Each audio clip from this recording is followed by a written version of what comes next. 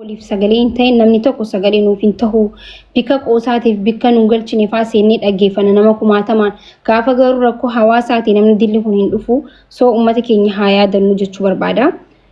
Galatooma dubbiin kun immoo gaayis amma dura dhufee mucaan kun natti himatee akka seenaa jaalatu natti himatee seenaa baay'een jaaladhaanii akka hedduu jaaladha yoo na jaalatte Duubaay na hoottu jettee Duuba yoo jaalatteeni nama jaalattu maaliif hin deemneen jeen arrammoo deemeetiin jira jee dhufe jechuun mucaan kun deemee dammoo isii adhabe jechuun sani dubbiin ammaan isii keessa galuu danda'e akkasitti shugguxiin teessan as keessa galte jechuun hubadhaa ishii dhagee dheeraa dhaga'u jirta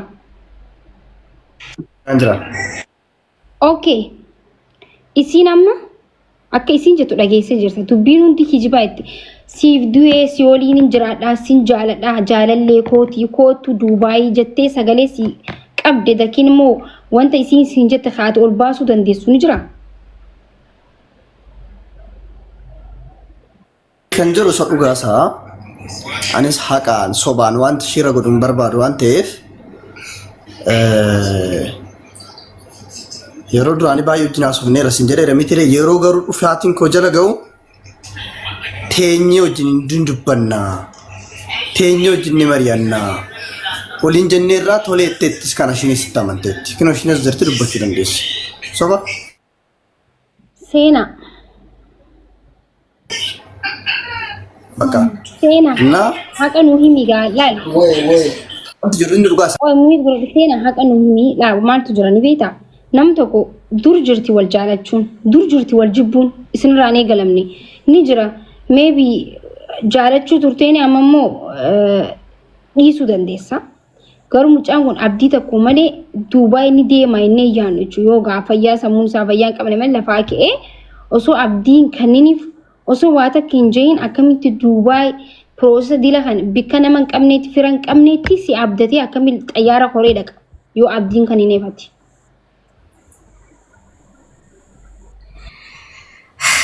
Mati osoo hin jaalatiin akka obboleessatti illee ta'u abdiin ati kan niteef hin jiru.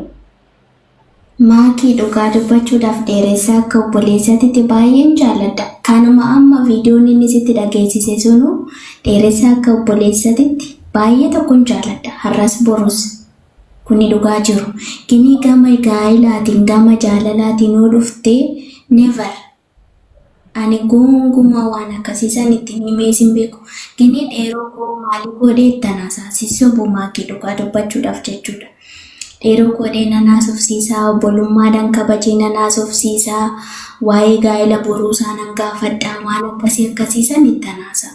Kan saniin alaa gini dheeressaa ani sin jaaladhaa sin jaaladhu. Waanuma jaalalaatu natti kaasan ani silkiin cufa nama kamirraa kanaafuu ani abdii ittiin kennine. Duubaan maatiin jaalattiin jechuudha. Mucaan bareedaa kana amalas ni qaba fakkaata. Maaliif jibbiteen garuu?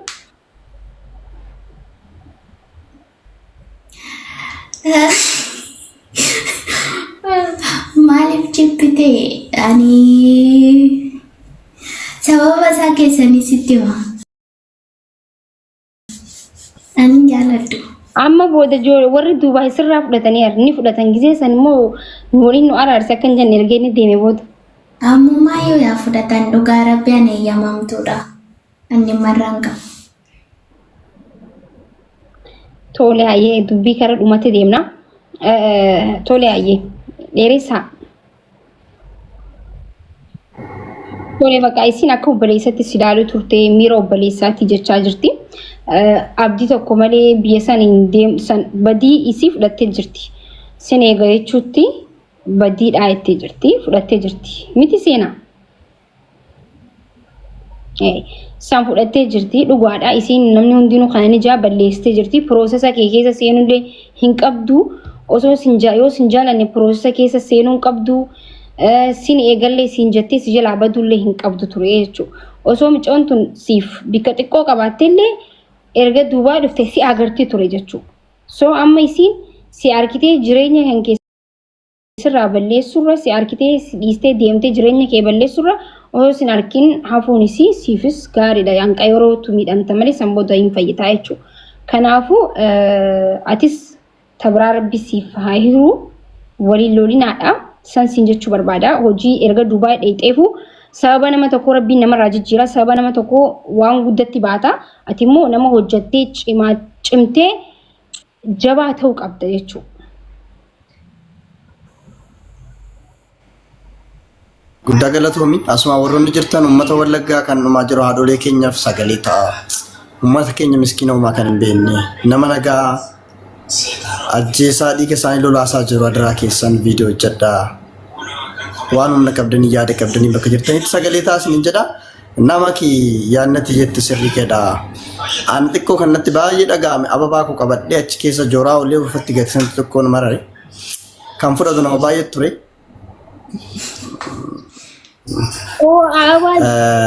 Ababaa diimaa bittee dheedhee ati achi eerpoortii sirriin goone seenaa ababuma sanillee deemteetillee qeebaluu qabda. Namni jaalallee qofaa miti bar saayibas numa qeebalaa bar deemee qeebaluu qabda ture bar garuu. Nattiin tollee maakii horoo dhugaa rabbii nattiin tollee kanarraa namoonni bilbila guyyaa meeqaffattanii bilbila isaa jala galii nagartaani.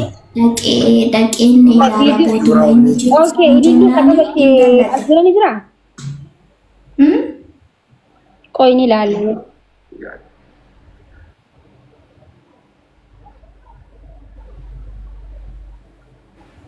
Dheeressa amma himata irratti na himattaati.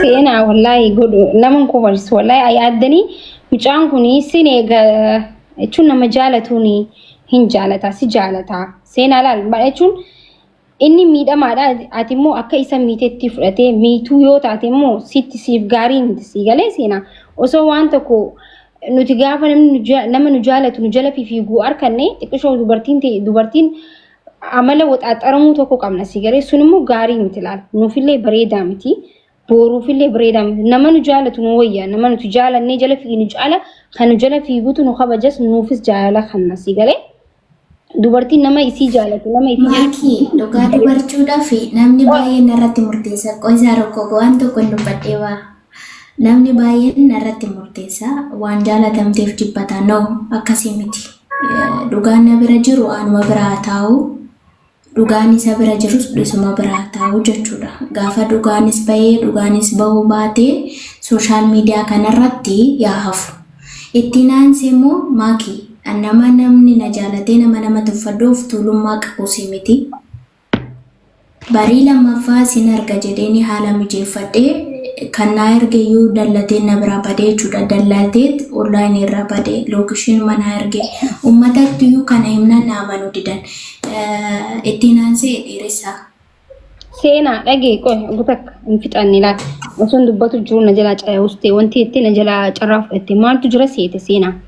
Jiruu jireenya jaalalaa fi namas jaalala tokko bari amma TikTok kanarratti nam tokko jaalalayyoo akka malee jaalatu ture nam tokko haala yuus jaalate bari nam tokko nama sadii wal arkee nyaata afeeree juuza afeeree galateeffatee si jaaladha nama waan na jaalatteef galatoomee si jaalachuu dhabu kiyyaaf dhiifama jee adda deema jechuudha. Kun jechuun nama guddaa si godha si galee amma inni eelillee qabatee gaafa akkana dhaabbatee si eegu mucaan kun biyyaaf haarawaa siif jecha dhufee jaalakeetiif dhufee just bikka hojiitillee namallee barsiisteeni biyya san qubachiistee isaaf gaarii taate akka obboleetii namni jaalallee gaarii ta'uu baatullee obboleetii gaarii ta'uu hin dandeessa jechuudha. Waan danda'u waan inni barbaadu san achi biratti gootee fi irraa yoo fagaatteellee akka miidhamtutti hin fudhatamtu jireenya isaa keessattillee because baga gaariitti si haasaa anaa jaalateeni na jaalachuu hin dandeenye jee gaariitti si himata fi galeen osoo akkas gootee bareedaa ture hin taane garuu itti balleessitee jirtaan seenaa dhiifama gaafachuu qabdan. Maakii gargaaru bee ammas gargaaran jira akka obbolummaatti bira dhaabbachaa jira mucaa kana badeetti gatiin hambisnee gaman bira dhaabbachuu qabuun bira dhaabbadhee jira. Dhugaa dubbachuudhaaf inni dubbachuu ni danda'a. Maybe biyya waadda harawaadhaa waan ergamuufi qabu nan ergaafi waan godhamuufi qabu nan godhaafi ammayyuu taanaan innis ni obboleessa kooti maaliif wajjin nama waan baay'ee dabarsiteedha. Lammaffaa immoo gaafii tokko si gaafachuu barbaadanii sirraa. Gaafii tokko jabicha waan ayyamu baatte. Innis ani waan hin jaalallee qabuufan gaafii jaalalaa keessi himachuu dide. Maaliif silkii koo lookishii paaswoordii silkii kootiitii miti tiiktookii kiyyayyuu haga ammayyuu sirraan kaasne.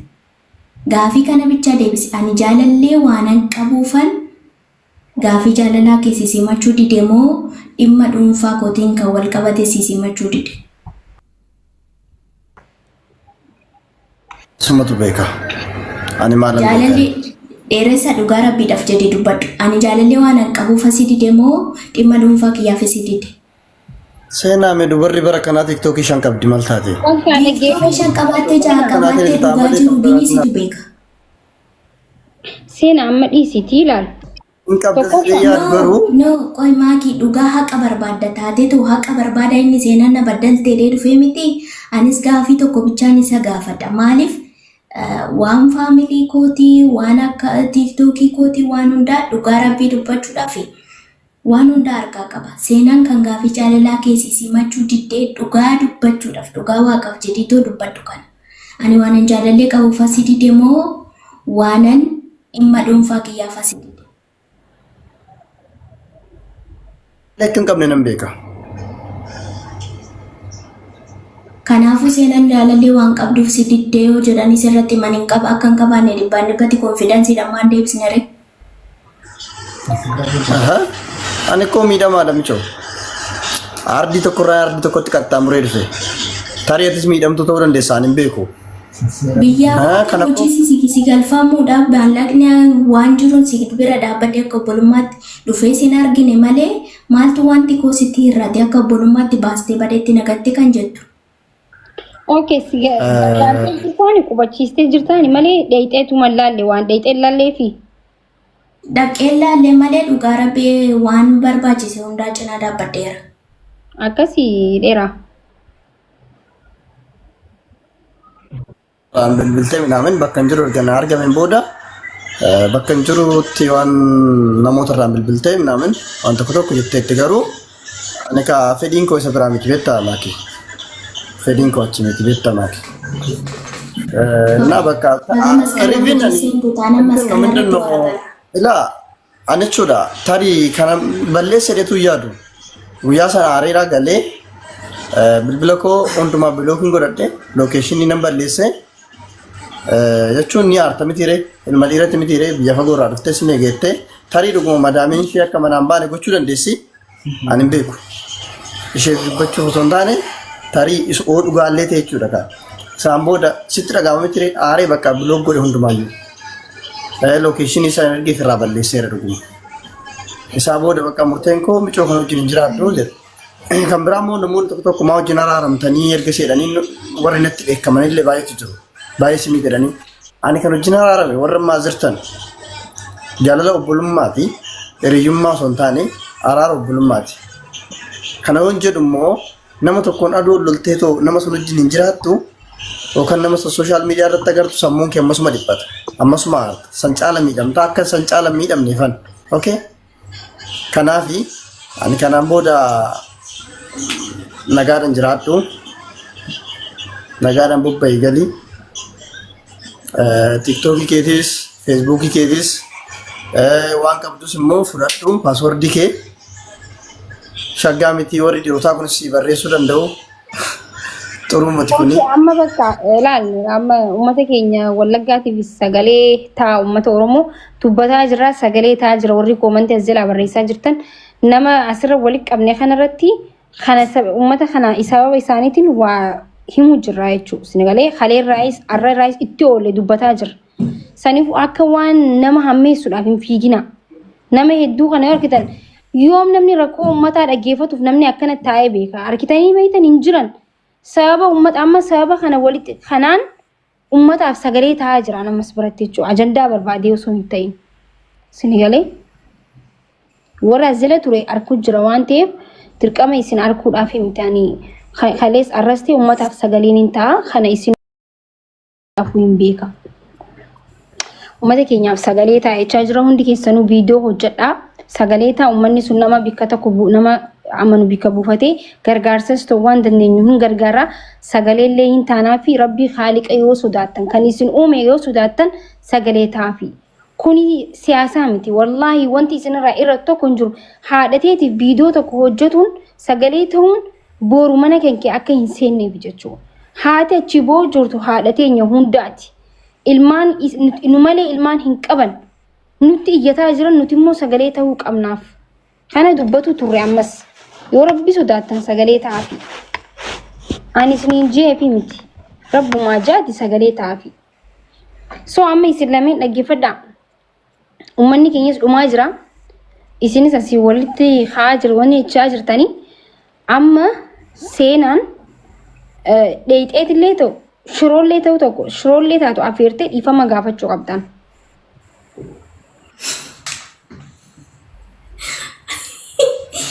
Masqala irratti wala garra dheeressaan kan masqalaa jirta taana masqalaa asirratti mukaan bahunnaan eeyyamamu makii dhugaa manni barumsa banameera. Ani immoo mana keessa hojii gahee guddaan qaba waan ta'eef naaf hin eeyyamamu. Bara haaraa irratti hin bahu. Taatee bakka sanifuu dheeressaanis sababa hojiiti akka obboleetitti illee dhuftee silaaltee nagaa si haa gaafattu nageenya isiin seenaan nagaa si gaafachuuf immoo wanti rakkoon dhufu hin jiru sittis rakkoon hin jiru namni nagaa dur jira nagaa wal gaafata waan ta'eef nagaa oromummaa nagaa biyyummaa dhuftee si haa gaafattu.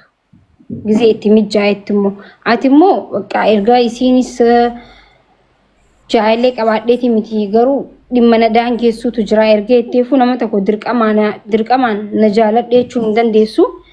Dubartii dirqamaan dubartiin bikka isitti tolee bikka jaalattee dhaabbatti yoo hin jaalanne immoo hin dandeessu jechuudha. Akka dhiiraati miti dhiirti amma nama hin jaalanne hojillee rakkoon qabu dubartiin jaalanne hojillee jiraachuu ma danda'a usee jechuudha dhiirti rakkoon qabdu dubartiin gani hin dandeessu.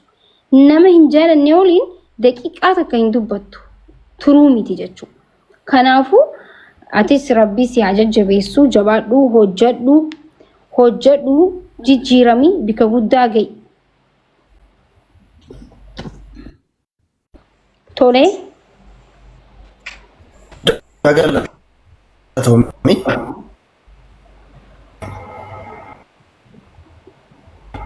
Baay'ee guddaanaaf galatoomeenis ta'uu nan danda'a. Osoo hin fixne bara amma dhiifama jee jechuun seenaa because waan achi dhuftee ilaalleefis akka abdiitti illee abdii taatee waan piroosesa isaa keessatti illee seentee inni immoo abdii si godhatee waan achi deemeef dhiifama gaafadhu obboleessa kee. Ani dhiifama gaafadhee araara uusne meemaakii kanaan waan baay'ee si qabachuuf kan nu fedhu kaa dubbachuudhaaf. Akkoo dhiifama gaafadhu baay'ee nama tokko namni si jaalatuuf respect qabaachuu